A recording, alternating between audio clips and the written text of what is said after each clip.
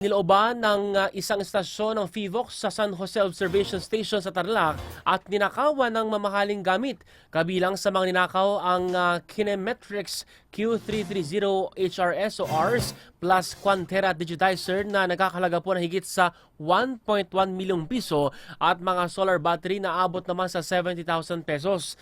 Ang istasyon ay gumagamit ng makabagong borehole seismic sensor para subaybayan ang mga lindol na sa paligid po ng Bulkang Pinatubo at bahagi rin ito ng Philippine Seismic Network.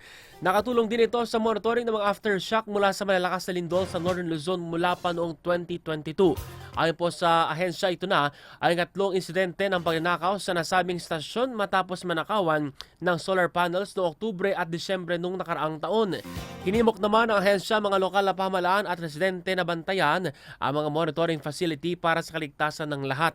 Pinalalahanan po ng FIVOX na may kaukulang parusa sa ilalim ng RA 10344 ang sinumang magnanakaw o sisira sa government freeze reduction equipment. Partner, teka bago sa kabilang balita, sabi bantayan daw ng mga komunidad pero dapat syempre guards niyo magbantay. Correct. Nasaan kaya yung guards nila?